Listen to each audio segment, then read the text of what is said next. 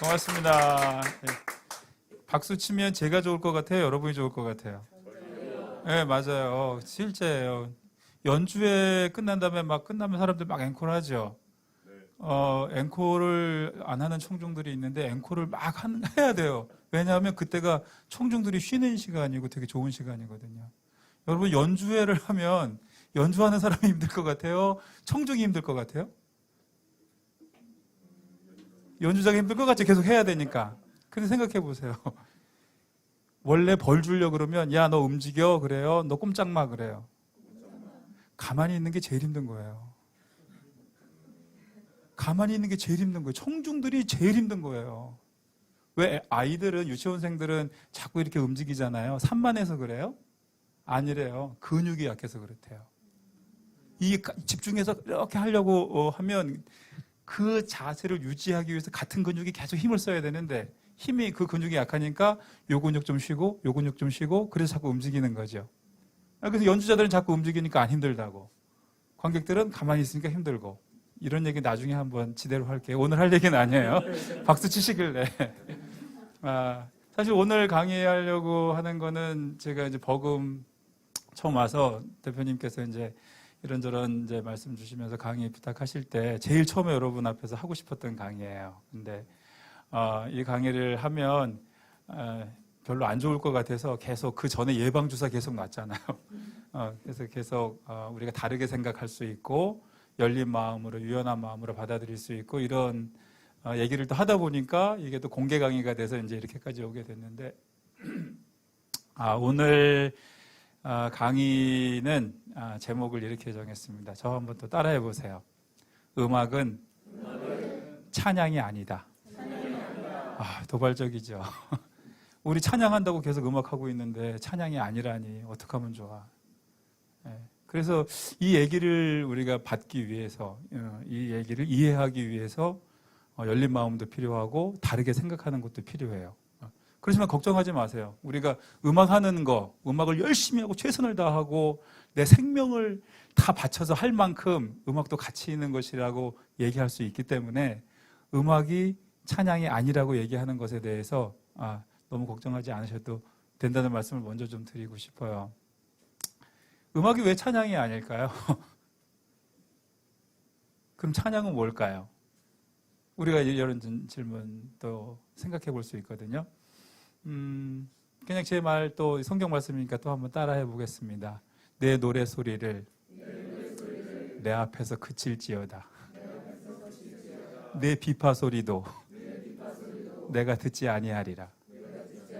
아모스서 5장이에요. 아모스 5장 23절 그런 말씀이 있죠. 내 노래 소리를 내 앞에서 그쳐라. 내 비파 소리, 악기 소리도 내가 듣지 않겠다. 찬양이 음악이고 또 음악이 늘 하나님을 기쁘시게 하는 것이라면 언제라도 음악을 하나님께서 기뻐하셔야 돼요. 근데 절대 그렇지 않죠. 우리가 다 아는 것처럼. 그리고 비슷한 결론, 또 비슷한 과정을 통해서 비슷한 결론에 우리가 도달할 수 있겠지만 오늘 이제 제가 말씀드리는 과정을 통해서 우리가 또 음악하는 사람으로서 찬양을 어떻게 이해해야 할지 그런 생각을 함께 해봤으면 좋겠습니다. 사실 기독교는 찬양의 종교라고 하잖아요.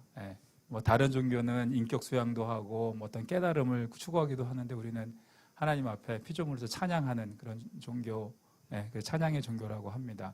그리고 뭐 우리 사람들은 다 하나님을 찬송하기 위해서 지음 받았다고도 우리가 많이 이제 듣고 배웠어요. 그래서 우리 찬양하는 것들 그것을 음악하고 잘 이렇게 연결해서 생각하게 되거든요. 그래서 교회에서 요즘 어떠세요? 찬양합시다. 오늘 몇 장 찬양하겠습니다. 그러면 사실은 그 찬양합시다 이 말이 노래합시다 라는 말하고 이퀄이에요. 그렇죠? 찬양합시다 그러면 노래합시다 이거죠. 리액션 해주세요. 네, 노래합시다라는 거예요. 근데 어떤 노래를 하자고요? 하나님을 높이는 가사가 붙어있는 그런 노래를 합시다. 그걸 찬양합시다 이렇게 생각하고 있잖아요. 그렇죠? 네, 대부분 그래요. 어디 가도 그냥 그 정도 의미예요. 그냥 찬양합시다. 몇 장 찬양하겠습니다. 그러면 하나님을 향하여 하나님을 높이는 가사를 가진 곡으로 노래합시다. 이런 의미로 찬양합시다. 라는 찬양이라는 의미가 쓰여진다는 거죠. 그런데 저는 여러 가지 과정을 통해서 알게 하신 것이 그게 아니라는 거예요. 찬양은 노래 이상인 거죠. 그리고 이 노래하시는 분들, 이제 음악, 그게 목사님들을 통해서 비롯됐든지 아니면 우리 교회 음악가들을 통해서 비롯됐든지 그 언어를 독점하고 있는 거거든요. 찬양은 성가대만 해요? 그러면 교회에서 저기 주차 봉사하시는 분들은요? 식당에서 봉사하시는 분들은요? 그분들은 평생 찬양 못 하겠네? 우리가 찬양할 때 저분들은 어떻게? 찬양은 절대 음악에 국한되는 게 아닙니다. 네. 지금 우리가 이걸 이제 오늘 성경적으로도 조금 이제 보려고 해요. 그 사전을 이렇게 찾아보면 찬양이 이제 그런 거죠. 뭐 아름다움이나 어떤 훌륭한 거를 이렇게 높이고 기리는 그런 걸 이제 사전적 정의에서는 찬양이라고 해요. 그리고 실제로 그 구약 성경이나 신약 성경에 나오는 찬양에 관한 이제 단어들을 우리가 찾아보잖아요. 찾아보면 거기에 뭐 이제 여러 가지 그 찬양으로 번역될 수 있는 단어들이 나오는데 거기는 다 뭐 손을 들어서 높여드리고 무릎을 꿇어서 높여드리고 큰 소리를 외치고 뭐 두 손을 들어 경배하고 감사하면서 노래하고 뭐 이제 이런 의미들이 다 이렇게 섞여 있어요. 그래서 찬양이라는 거는 기본적으로 노래에 국한된 게 아니라 우리의 행위하고 연결되어 있죠. 네, 성경에서 말하는 일단 기본적으로 노래에 국한된 게 아니라 우리 삶 전체 우리가 하나님을 높여드리는 행위하고 연결되어 있는 게 찬양이란 말이에요. 네, 그렇죠? 그러면 일단 노래는 아니라는데 우리가 공감할 수 있죠. 네, 그럼 노래는 아니에요. 그러면 하나님을 높이는 행위인가? 우리가 이제 이렇게 생각할 수 있어요. 그럼 하나님을 높이는 행위는 찬양이다. 이렇게 생각할 수 있잖아요. 그러면 그 말은 정말 정당한 건가? 하나님을 높이는 모든 행위는 하나님 앞에 찬양이 되는가? 저는 거기에 의구심이 있는 거예요. 왜냐하면 사람은요, 그러니까 예수님을 믿지 않는 사람도 하나님을 높이는 행위를 할 수 있다, 없다? 있어요. 사람은요, 내 의도하고 상관없이 내 의도는 그렇지 않아도 그렇게 행동할 수 있어요. 난 저 사람을 미워하면서도 내가 그 앞에서 웃을 수 있고 하나님을 찬양할 마음이 없는데도 높일 마음이 없는데도 높이는 행위, 높이는 몸짓을 할 수 있어요. 그렇죠? 리액션 해주세요. 네, 이게 괜히 강의가 좀 딱딱해 보이잖아. 그렇죠? 이렇게 좀 딱딱하죠. 근데 그럴 때일수록 리액션 잘해서 우리가 이 딱딱함을 극복해야 돼요. 네, 보세요. 그렇죠. 그러면 우리의 의도는 그렇지 않은데 하나님을 높일 수 있다. 그러니까 하나님을 높이는 행위 자체가 찬양이다라고 얘기하는 건 좀 부족함이 있다는 거예요. 그 의도까지 맞아야 된다는 거죠. 그러면 또 하나 이제 넘어갈 수 있어요. 그러면 하나님을 높이는 의도를 가지고 하나님을 높이는 행위를 하면 그것이 찬양이다라고 얘기할 수 있죠. 네. 근데 거기에도 좀 문제가 있다고 생각이 드는 거예요. 어떻게 하란 말이야? 어떤 문제 있을 것 같아요? 내가 하나님을 높이는 의도도 있고 내가 하나님을 높이는 행위도 있으면 그게 찬양이지 거기에 무슨 문제가 있지?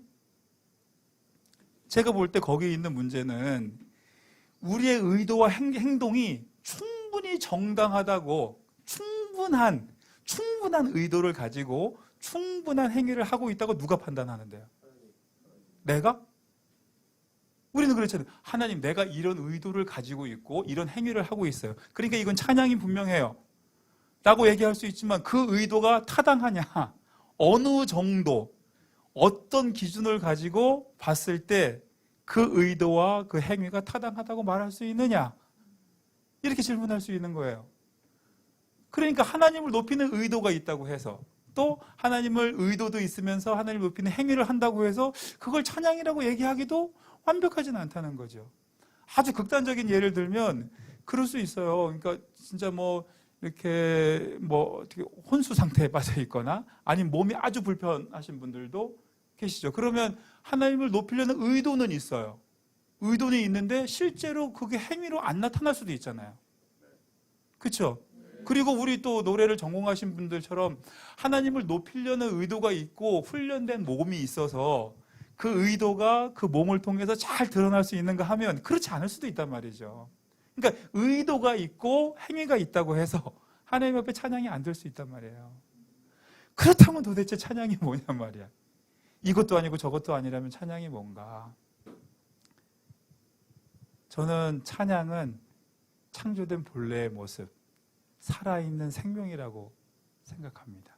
하나님께서 주셨던 마음들이에요. 왜냐하면 지난번 첫 간증할 때도 그런 말씀 드렸잖아요. 하나님께서 이 땅을 그리고 모든 그 피조물들을 창조해 놓으시고 보시기에 좋았더라 그러셨어요. 그냥 좋은 게 아니라 심히 좋았더라.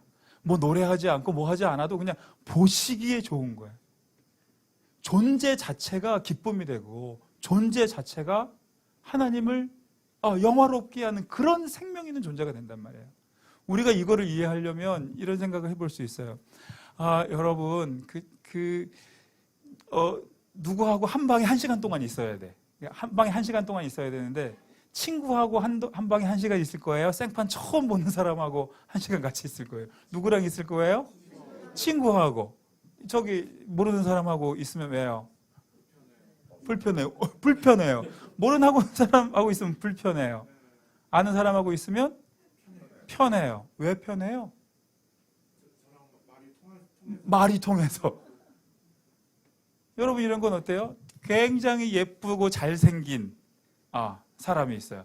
굉장히 못생긴 못생긴 남자, 아주 밉게 생긴 여자가 있어요. 여러분 각자 남자 여자 입장에서 누구랑 얘기하고 싶어요? 누구랑 놀고 싶어요? 가급적이면 다 동일하다면, 조건이 동일하다면 잘생기고 예쁜 사람하고 얘기하고 놀고 싶죠. 근데 그 잘생기고 예쁜 사람이 시체면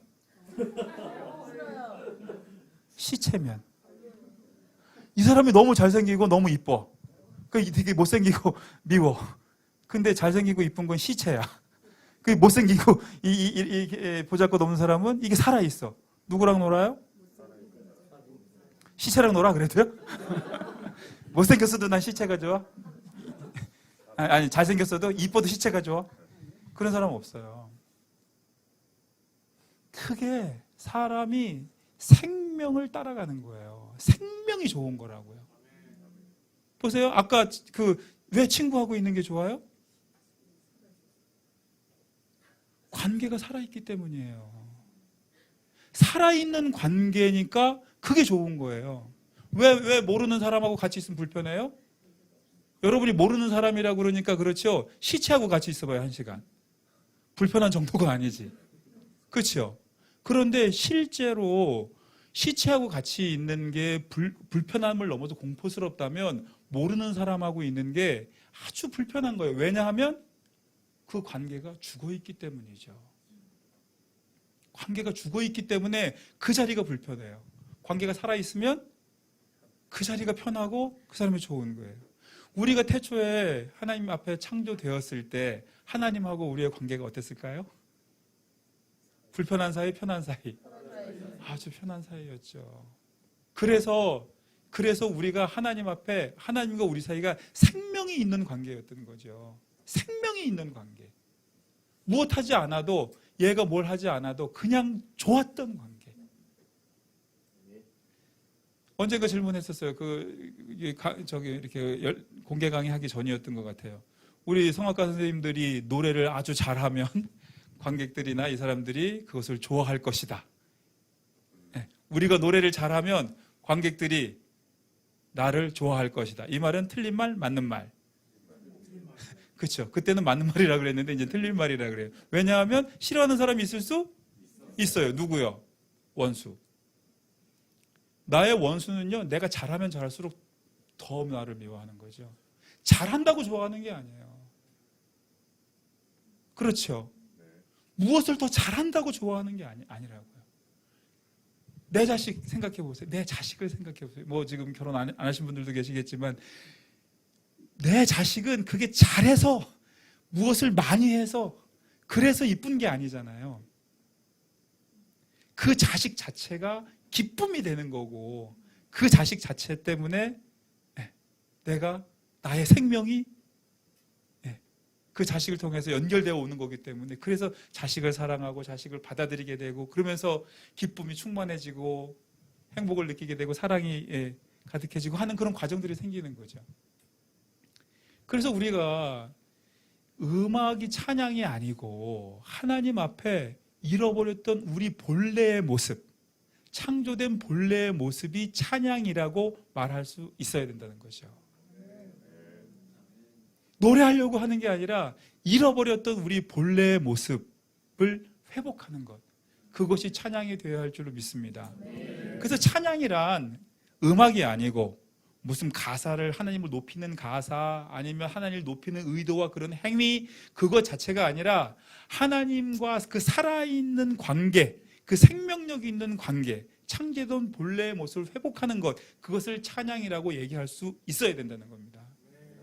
그러면 우리 모두가, 주님을 믿고 따르는 우리 모두가 다 하나님 앞에 찬양이 되는 거죠. 노래하시는 분들은 노래로서 우리가 찬양됨을 더 잘 드러내는 거잖아요. 교회에서 교사로, 아니면 뭐 주차, 뭐 아니면 식당, 여러 곳에서 봉사하는 그 누구도 자기들이 하는 그 봉사로, 그 행위로 하나님이 하나님 되심을, 내가 하나님하고 살아있는 관계 속에 있음을, 그것들을 가지고 드러내면서 하나님 앞에 우리 모두가 찬양이 되는 겁니다. 그 찬양이라는 그 용어를 우리 음악하는 사람들이 독점하면 안 돼요.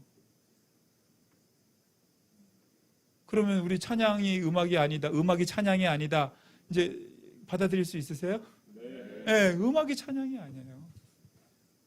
그럼 우리 찬양으로서 거듭난 우리들이 어떻게 음악을 할 것이냐, 그건 이제 추후의 문제로 나중에 다시 한번 시간을 가질게요. 찬양으로서 거듭난 우리가 어떻게 음악을 하고 어떤 식으로 해야 이것이 또 하나님을 잘 드러낼 것인가 라는 건 새로운 문제고, 모든 분야의 우리 그리스도인들이 하나님 앞에 그 찬양으로서 회복되고 또 잃어버렸던 수많은 그 찬양들을 하나님 앞에 회복시켜드리는 그런 일들을 하는 게, 그렇게 부르심을 받는 게 그리스도인인 것 같습니다. 네. 그래서 오늘 이 말씀을 좀 정리하면서 꼭 기억했으면 좋겠는 게 그거예요. 여러분, 성경이 하나님의 말씀을 기록한 거잖아요. 근데 성경에 나타난 최초의 노래, 그러니까 혹시 뭔지 아세요? 성경에 나타난 최초의 노래, 최초의 음악은 무엇일까? 아시는 분? 혹시 아시면 채팅창에라도. 네. 그렇죠. 하나님에 관한 이야기들이 적혀 있는 성경이니까 하나님을 높이는 노래가 어딘가 있겠죠. 근데 땡이에요. 성경에 나타난 최초의 노래는 창세기 4장 21절이거든요. 21절부터 23절, 라멕의 검가라는 거예요. 라멕의 검가.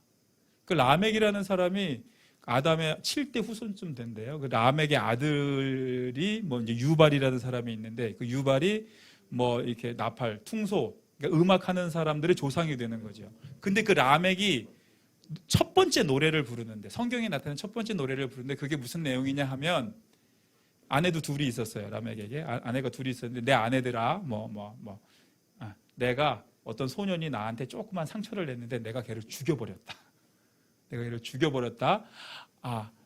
가인에게 벌이 7배였다면 나한테는 더 큰 벌이 와도 좋다.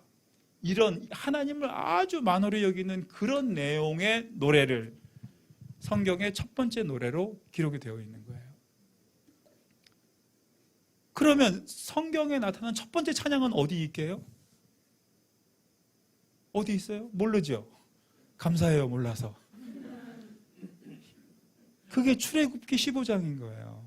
언제냐 하면 애굽에서 고생하던 이스라엘 백성들이, 그쵸, 홍해를 딱 건넌 다음에 그 미리암의 노래라고 하거든요. 홍해를 건넌 다음에 미리암과 모든 이스라엘 백성들이 막 춤추면서 노래하면서 하나님이 우리를 구원해 주셨다. 이 홍해에 애굽 사람들을 다 이렇게 수장시키시고 우리를 구원해 주셨다. 그러니까 첫 번째 찬양이 구원받은 이후에 나타난단 말이죠. 그러니까 우리의 하나님을 높이는 찬양이라는 것은 결코 노래에 이렇게 국한되어 있는 것이 아니고 늘 구원, 생명, 이것과 연결되어 있는 거예요. 그래서 앞으로 우리 이런 용어를 우리가 너무 지금 모든 교회에서 많은 사람들이 암묵적으로 그냥 동의를 했든 말든 그냥 찬양합시다. 그러면 아까 말한 것처럼 하나님을 향해서 노래합시다. 그냥 이런 정도 의미로 받아들이고 있기 때문에 이 찬양의 더 깊은 의미들을 우리가 다 이렇게 나누고 생각할 기회가 없는 게 안타깝고, 그렇다고 지금 우리가 그럼 찬양합시다라는 말 대신에 이거는 우리가 찬양이 됩시다. 하나님 앞에 찬양이 됩시다. 이렇게 쓰면 더 좋겠다는 생각도 있고, 오히려 음악가들은 하나님 앞에 이 찬양 말고 하나님 앞에 하는 찬양으로서의 이 음악가의 삶을 어떻게 우리가 감당해 갈 것이냐, 이런 고민, 그런 고민들을 새롭게 할 수 있는 이런 여지들이 우리에게 생긴다면 찬양도 회복되고 음악가로서의 역량도, 그러니까 교회 음악가로서 또 다른 어떤 그 사명이나 소명, 또 다른 아이디어를 가지고 이런 소명에 접근할 수 있는 길이 열릴 것이라고 생각합니다. 그래서 오늘 갑자기 그 전하고는 조금 내용이 무거워졌잖아요. 그래서 이 강의를 맨 처음에 하고 싶었던 강의인데, 처음부터 이런 얘기 들으면 그쵸, 재미없어요. 다음 주에는 이렇게 또 안 할게요.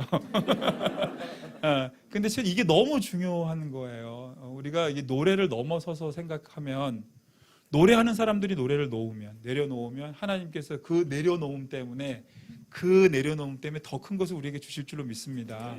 노래가 아무리 좋아도요, 아무리 멋져도요, 생명보다는 못한 거죠. 생명보다 더 좋은 게 어디 있어요? 살아있는 것보다 더 좋은 게. 그래서 하나님하고 어떻게 이런 생명력 있는 관계, 그 생명력 있는 관계를 회복시킬 것인가, 이런 고민을 우리가 함께 하는 거고, 그것을 음악을 가지고 어떻게 할 것인가, 그게 음악가들의 고민인 거고, 기독 음악인들의 고민이고, 이렇게 됐을 때 우리 모든 그 그리스도인들의 어떤 삶을 통해서 정말 잃어버렸던 수많은 찬양들이 회복될 날이 곧 올 줄로 믿습니다. 그래서 우리 복음에서 이런 귀한 사역들 계속 잘 감당해 주시길 부탁드리고요. 먼저 우리가 이제 옆에 사람 보고 한 번만 또 얘기해 주세요. 당신이 찬양이셨군요. 당신이 찬양이셨군요. 당신이 찬양이셨군요. 생명력이 풍부해지는 건 그 어떤 생명을 받아들일 때거든요. 우리가 아침에 잡아먹은 거, 그 생명이 나의 생명을 연장시키는 겁니다. 오늘 옆에 있는 분들, 그 분이 생명이라고 느껴지면, 하나님의 생명을 가진 분이라는 그것이 우리에게 느껴져 올 때 우리가 가진 주님의 생명이 더 풍성해질 줄로 믿습니다. 오늘 여기까지 하겠습니다. 감사합니다.